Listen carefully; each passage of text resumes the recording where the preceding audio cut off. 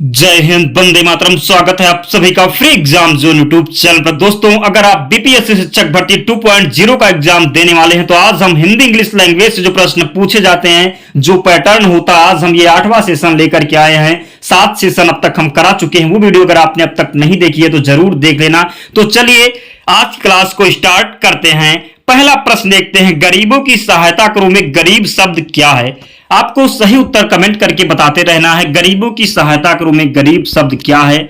विशेषण होगा, विशेष्य होगा, जातिवाचक संज्ञा होगा या फिर भाववाचक संज्ञा होगा? तो राइट आंसर आपको कमेंट करके बताते रहना है। तो जिसने भी ऑप्शन 3 का चयन किया है जातिवाचक, उसका राइट आंसर हो जाएगा। जातिवाचक संज्ञा की बात करें तो जो संज्ञा एक ही प्रकार की वस्तुओं का बोध कराती है उसे हम जातिवाचक संज्ञा कहते हैं। आपको ध्यान रखना है। नेक्स्ट क्वेश्चन है, बाजार से किस संज्ञा का बोध होता है? आपको सही उत्तर कमेंट करके बताना है। बाजार से किस संज्ञा का बोध होता है? भाववाचक संज्ञा होगा, समूहवाचक होगा, जातिवाचक होगा या फिर व्यक्तिवाचक होगा? तो जिसने भी ऑप्शन 2 का चयन किया है समूहवाचक, तो उसका राइट आंसर हो जाएगा। वो अपने 1 नंबर ऐड कर सकता है। बाजार जो है ये समूहवाचक संज्ञा है। आपको ध्यान रखना है। समूहवाचक संज्ञा की बात करें तो जो संज्ञा शब्द किसी एक व्यक्ति का वाचक ना होकर समूह समुदाय का वाचक होता है उसे हम जो है समूहवाचक संज्ञा कहते हैं। आपको ध्यान रखना है। एग्जाम्पल के लिए देखें तो वर्ग हो जाएगा, टीम हो जाएगा, सभा हो जाएगा, समिति हो जाएगा, बाजार है ही। आपको ध्यान रखना है। अगला प्रश्न है, नायक शब्द का स्त्रीलिंग आपको बताना होगा। तो आप सभी को इसका राइट आंसर जरूर पता होगा। न्यायिका होगा, न्यायिक होगा, न्यायिकी होगा या फिर न्यायिकाएं होगा? तो राइट आंसर आपको कमेंट करते रहना। जिसने भी अब तक वीडियो को लाइक नहीं किया है तो प्लीज आप लोग वीडियो को लाइक कर देना, चैनल को सब्सक्राइब कर लेना। यहां से आपको बहुत हेल्प मिलने वाली है। नायक शब्द का स्त्रीलिंग आपको बताना। तो नायक शब्द का स्त्रीलिंग की बात करें तो पहला ऑप्शन जो है नायिका राइट हो जाएगा। आपको ध्यान रखना है। अगला प्रश्न है, राम की गाय चरती है। राम की गाय चरती है वाक्य में कौन सा कारक है? आपको कारक यहां पर बताना है। राम की गाय चरती है वाक्य में कौन सा कारक है? कर्ता कारक होगा, कर्म कारक होगा, संबंध कारक होगा या फिर अधिकरण कारक होगा? अगर हम कारक की बात करें तो कारक जो है कर्ता ने कर्म को करण से संप्रदान के लिए अपादान से संबंध काकी के, तो यहां पर बात करें काकी के आ रहा है तो काकी के जहां पर होता है वहां पर संबंध कारक हो जाता है। तो इसका राइट आंसर हो जाएगा संबंध कारक। आपको ध्यान रखना है। कर्ता ने कर्म को, अधिकरण की बात करें तो यहां पर में पर इसका होता है। आपको ध्यान रखना है। अगला प्रश्न है, चतुर विद्यार्थी से प्रश्न पूछो, वाक्य में विशेषण बताना है। आपको चतुर विद्यार्थी से प्रश्न पूछो, विशेषण आपको बताना है। विद्यार्थी है, प्रश्न है, चतुर है, पूछो है। राइट आंसर आपको कमेंट करके बताना है। चतुर विद्यार्थी से प्रश्न पूछो। कमेंट में आपको कोई कंजूसी नहीं करना है। तो चतुर विद्यार्थी की बात करें, अगर हम विशेषण की बात करें सर्वप्रथम तो विशेषण जो है, जो शब्द विशेषता बताते हैं उन्हें हम विशेषण कहते हैं। तो यहां पर चतुर जो है विद्यार्थी का विशेषण जो है विशेषता बता रहा है। तो आपको ध्यान रखना, चतुर जो है यहां पर विशेषण हो जाएगा। विद्यार्थी की बात करें तो जिसकी विशेषता बताई जाए उसे हम विशेष्य कहते हैं। तो विद्यार्थी जो है विशेष्य हो जाएगा और चतुर जो है ये विशेषण हो जाएगा। आपको ध्यान रखना है। विशेष्य हो जाएगा विद्यार्थी और चतुर जो है ये विशेषण हो जाएगा। तो राइट आंसर यहां पर जो है 3rd हो जाएगा, चतुर। आपको ध्यान रखना। जिसने भी चतुर ऑप्शन का चयन किया वो अपने 1 नंबर ऐड कर सकता है। अंत में कमेंट करके बताना है कितने प्रश्न आप सही कर पा रहे हैं, आप क्वालिफाई कर पा रहे या नहीं कर पा रहे, कमेंट करके जरूर बताना है। क्वेश्चन नंबर 6 है, नीली साड़ी में कौन सा विशेषण है? आपको विशेषण बताना है।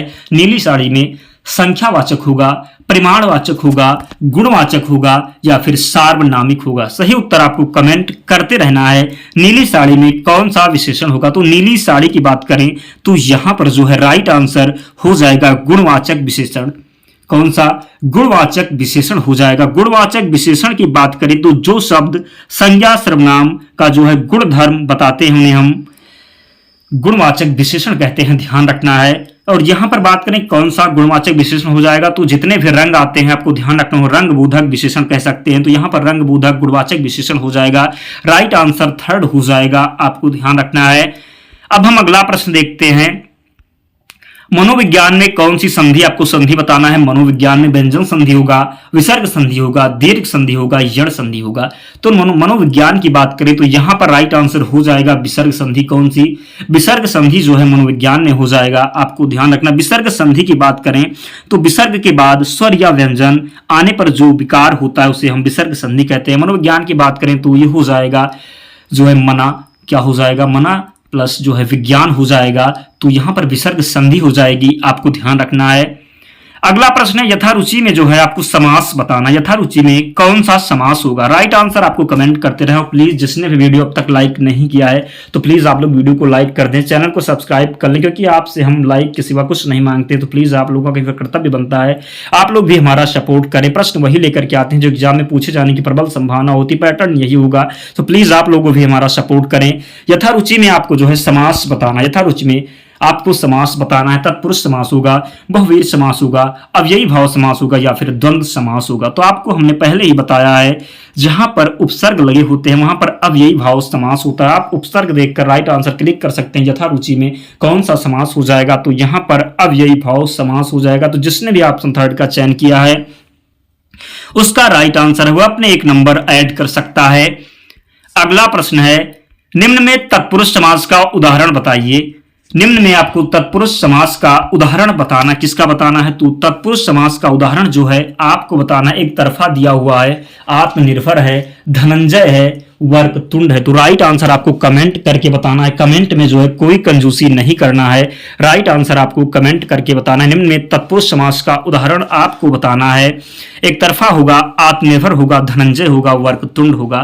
तो तत्पुरुष समास की बात करें अगर हम, तो तत्पुरुष समास जो है जिस समास में उत्तर पद प्रधान होता है तथा दोनों पदों के बीच कारक चिन्ह का बोध होता है, कारक चिन्ह जो है लुप्त हो जाता है, उसे हम तत्पुरुष समास कहते हैं। तो यहां पर जो राइट आंसर हो जाएगा तत्पुरुष समास में आत्मनिर्भर हो जाएगा। आपको ध्यान रखना है आत्म पर निर्भर होता है, तो जो पर की विभक्ति है, जो कारक पर है वो लुप्त हो जाता है। तो यहां पर जो है आत्मनिर्भर राइट आंसर हो जाएगा। आपको ध्यान रखना है। अगला प्रश्न देखते हैं समास का शाब्दिक अर्थ क्या होता है? आपको बताना है समास का शाब्दिक अर्थ क्या होता है। संक्षेप होगा, विस्तार होगा, विच्छेद होगा या फिर विग्रह होगा। सही उत्तर आपको कमेंट करके बताते रहना है। समास का शाब्दिक अर्थ क्या होता है? तो समास का जो शाब्दिक अर्थ होता है ये संक्षेप होता है। आपको ध्यान रखना है, राइट आंसर हो जाएगा संक्षेप। ध्यान रखना है आपको, कमेंट में कोई कंजूसी नहीं करना है, राइट आंसर आपको कमेंट करके बताते रहना है। अगला प्रश्न है रसोई घर में कौन सा समास होगा? राइट आंसर आपको क्लिक करके बताना है। रसोई घर में कौन सा समास होगा? तत्पुरुष समास होगा, बहुवीर समास होगा, द्वंद्व समास होगा या फिर अव्ययी भाव समास होगा। रसोई घर में आपको समास बताना है। तो राइट आंसर आपको कमेंट करके बताते रहना है। तो आपको पहले ही हमने बताया रसोई घर में जो है तत्पुरुष समास हो जाएगा। कौन सा समास हो जाएगा? तत्पुरुष समास हो जाएगा रसोई घर में। अगर हम इसको देखें तो रसोई के लिए घर हो जाएगा। के लिए जो कारक है ये लुप्त हो रहा है इसमें, तो ध्यान रखना भी। आपको हमने बताया तत्पुरुष समास को जिस समास में उत्तर पद प्रधान होता है तथा दोनों पदों के बीच कारक चिन्ह लुप्त हो जाता है उसे हम तत्पुरुष समास कहते हैं। तो रसोई के लिए घर के लिए जो कारक है यहाँ पर लुप्त हो रहा है, तो यहाँ पर तत्पुरुष समास हो जाएगा। आपको ध्यान रखना है। अगला प्रश्न देखते हैं इनमें से कौन सा शब्द अंबर का इनकारथी शब्द है? आपको बताना इनमें से कौन सा शब्द अंबर का इनकारथी है। राइट आंसर आपको कमेंट करते रहना है। गगन होगा, पृथ्वी होगा, चंद्रमा होगा या फिर वायु होगा। राइट आंसर आपको कमेंट करके बताते रहना है। इनमें से कौन सा शब्द अंबर का इनकारथी होगा? तो ध्यान रखना है आपको, अंबर का राइट आंसर यहां पर हो जाएगा गगन। तो जिसने भी ऑप्शन फर्स्ट का चयन किया गगन वो अपने एक नंबर ऐड कर सकता है। दोस्तों 12 प्रश्न हिंदी के हो चुके हैं। इनमें से आपको कमेंट करके बताना है कितने प्रश्न आपके सही हो। 12 में आपके कितने प्रश्न सही हो पा रहे हैं कमेंट करके आप लोग फास्ट बताइए। फिर हम अगला प्रश्न देखते हैं। अस्थावर का विलोम शब्द आपको बताना है। कई बार प्रश्न रिपीट हुआ है, पूछा जाता है, कई सारे एग्जामों में पूछा गया प्रश्न है। अस्थावर का विलोम शब्द सचल होगा, चंचल होगा, चेतन होगा या फिर जंगल होगा। तो अस्थावर का विलोम की बात करें तो अस्थावर का जो विलोम होता है ये जंगम होता है। आपको ध्यान रखना, जंगम यहां पर राइट आंसर हो जाएगा। अस्थावर का विलोम जो है अस्थावर का विलोम जंगम हो जाएगा। आप सभी को पता है जंगम जो है यहां पर राइट आंसर हो जाएगा। अस्थावर का विलोम जंगम हो जाएगा। अगला प्रश्न है मूक का विलोम क्या होगा? अल्पभाषी होगा, मृदुभाषी होगा, वाचाल होगा या फिर कटुभाषी होगा। तो जिसने भी ऑप्शन थर्ड का चयन किया वाचाल, उसका राइट आंसर हो जाएगा। मुख का विलोम जो है वाचाल होता है, आपको ध्यान रखना है। अगला प्रश्न है, अनुरूप का विलोम क्या होगा? विरूप होगा, अपरूप होगा, प्रतिरूप होगा या फिर व्यक्ति रूप होगा। तो जिसने भी ऑप्शन थर्ड प्रतिरूप का चयन किया वो अपने एक नंबर ऐड कर सकता है। अनुरूप का विलोम प्रतिरूप होता है, आपको ध्यान रखना है। अगला प्रश्न है, हवा के लिए पर्यायवाची शब्द बताना है। हवा के लिए पर्यायवाची शब्द आपको बताना है। अनिल है, अनल है, आनंद है, अनूप है। राइट आंसर आपको कमेंट करके बताते रहना है। तो हवा की पर्यायवाची की अगर हम बात करें तो हवा की पर्यायवाची जो है पवन होता है। क्या होता है? पवन होता है, वायु होता है, समीर होता है। ध्यान रखना है आपको। तो हवा की पर्यायवाची की अगर हम बात करें तो यहां पर अनिल हो जाएगा। क्या हो जाएगा? पवन होता है, अनिल हो जाएगा। राइट आंसर ध्यान रखना है आपको, हवा की पर्यायवाची शब्द अनिल हो जाएगा। अगला प्रश्न है, कालिंदी का पर्यायवाची क्या होगा?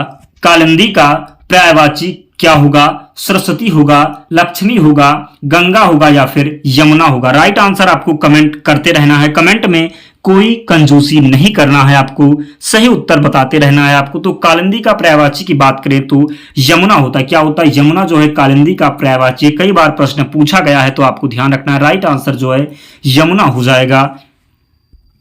अगला प्रश्न है, अनुपम का पर्यायवाची शब्द बताना है। अनुपम का पर्यायवाची शब्द बताना है। स्वर्गीय होगा, पार्थिव होगा, लौकिक होगा या फिर अद्वितीय होगा।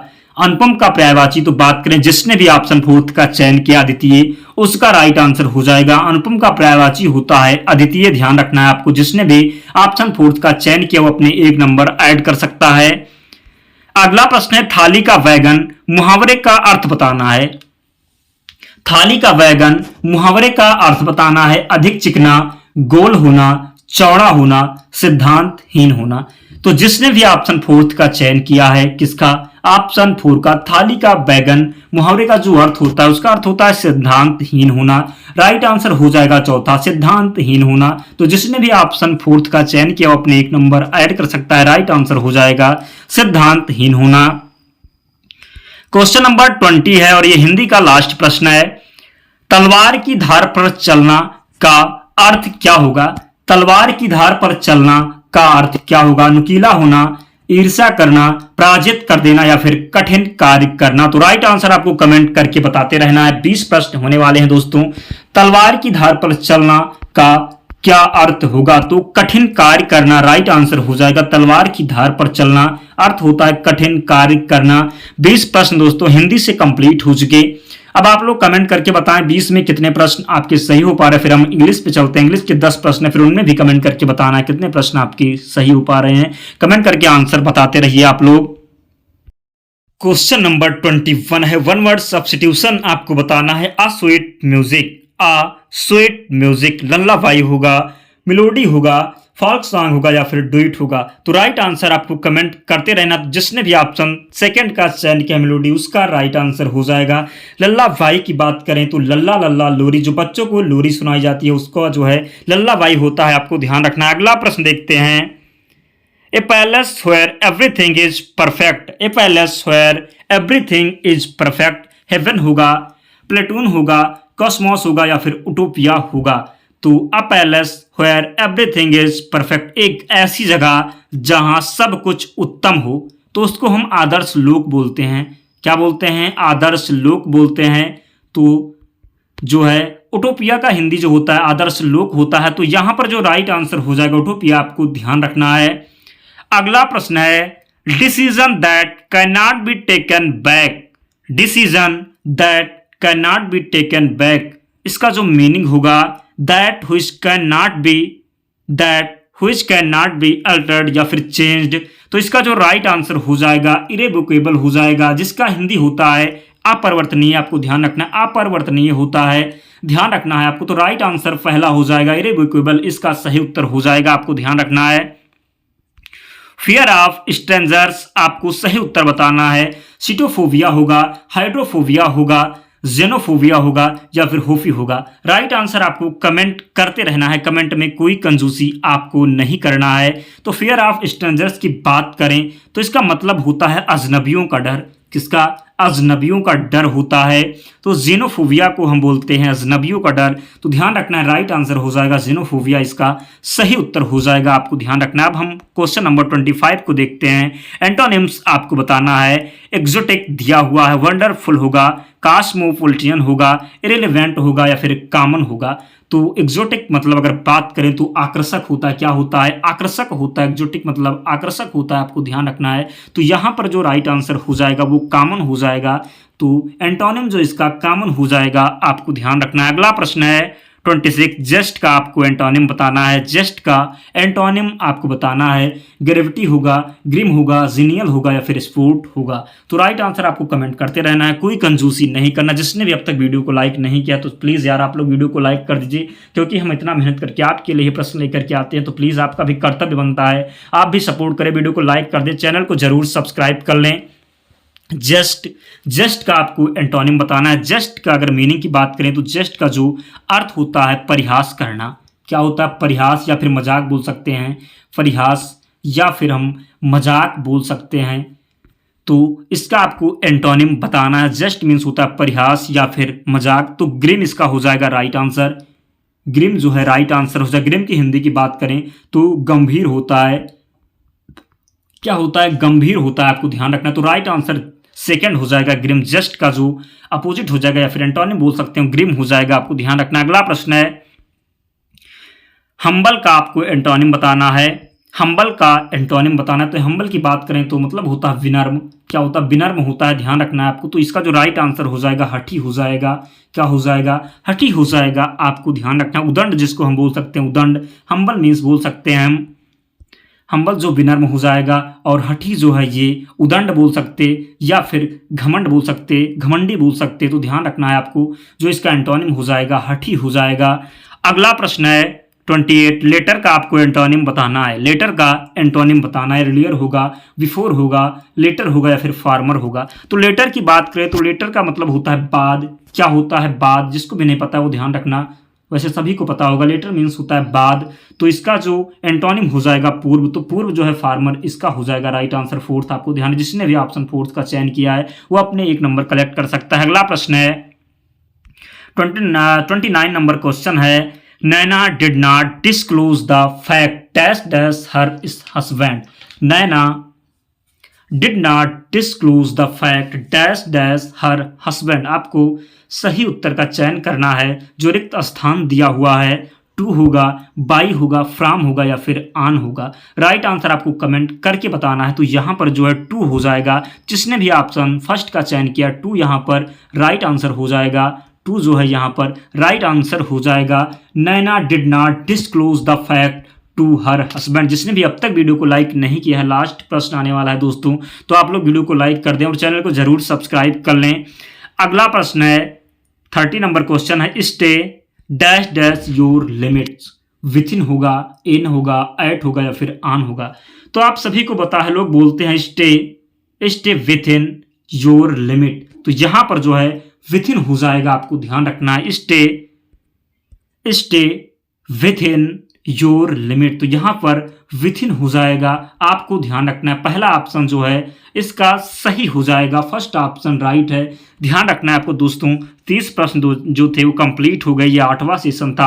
आप लोग अगर अब तक वीडियो को लाइक नहीं किए तो वीडियो को लाइक किए हुए मत जाना, वीडियो को लाइक कर देना, चैनल को सब्सक्राइब कर देना। 7 सेशन अब तक हम करा चुके हैं, वो अब तक नहीं देखा है आपने तो वो जरूर देख लेना, बहुत हेल्प मिलेगी। पैटर्न यही होगा आपके एग्जाम में। तो मिलते हैं अगले वीडियो। इसकी पीडीएफ के लिए आपको टेलीग्राम चैनल से जुड़ना होगा, लिंक डिस्क्रिप्शन बॉक्स में, या आप टेलीग्राम पर सर्च कर लेंगे, फ्री एग्जाम जोन चैनल मिल जाएगा, आप लोग ज्वाइन हो जाना, वहां पर आपको पीडीएफ मिल जाएगी। तो मिलते हैं अगले वीडियो में, तब तक पढ़ते रहिए, ध्यान रखिए अपना, स्वस्थ और सुरक्षित रहिए। जय हिंद।